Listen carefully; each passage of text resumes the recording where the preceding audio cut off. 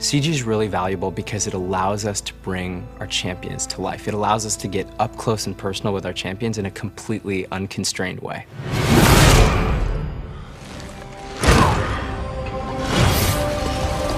We know that each champion has very iconic, distinctive moves that our players recognize.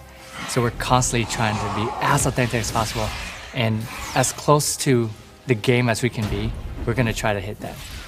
One of the difficult things is, as artists, we can't take what happens in the game and interpret it completely literally. Garen's a perfect example. If Garen was just spinning around the CG the whole time, we would have what feels like a cartoon. We saw the cut of the Garen scene and it didn't have the spin. Garen is not Garen if there's no spin, so how can we make a spin? That's not like a literal interpretation, and then Brad got up and he did his thing. And I stood up and I was like, it could look like this. And I whipped around, kicked the chair into the wall, kicked his wall. And the whole time he's just screaming, yes, yes, yes. And that was it. That was like the birth of it. And so I sat down and I started gesture drawing over the actual animation itself. There was a lot of back and forth on getting that to look really authentic to Garen, but in a new way. It was a nod to what happens in the game, but completely appropriate to the CG. Another example is TF moving in on Fiddle. He's going to initiate that with the yellow card. So if there's an opportunity to keep it authentic, that's worth doing. Why not motion capture? If we're trying to sell realistic or believability, then why didn't we motion capture the moves? The most athletic being in the world couldn't deliver on what we need Twisted Fate to deliver on what Rise. Rise jumps 10 feet in the air to jump over that giant 400-ton pillar. We wanted to be able to break the body when we needed, to create things that you could feel and not see. For instance, if you were to pause it, his back is broken. I mean, it's completely broken and he's off balance. You don't see it, but you feel how powerful he is, that it's a spine-breaking throw.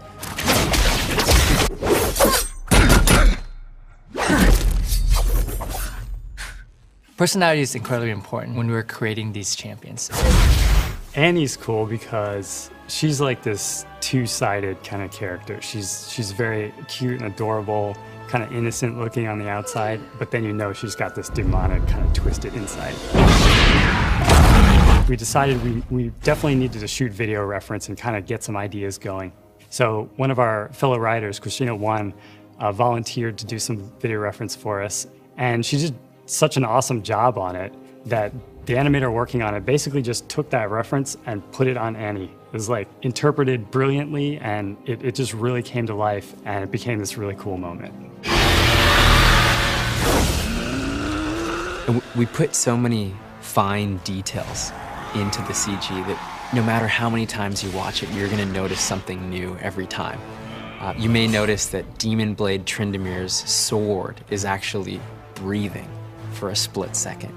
You may notice that Tibor's tongue, when he's hanging by Annie's side, is actually flopping around, hand animated. It's touches like that that we think add a little bit of extra magic to the experience. This CG for us is really a gift to the players. And we know our players want to see our champions come to life. One of the things we're really committed to is expanding on the characters, places, and the story of our world. And right now, we feel like we're just scratching the surface.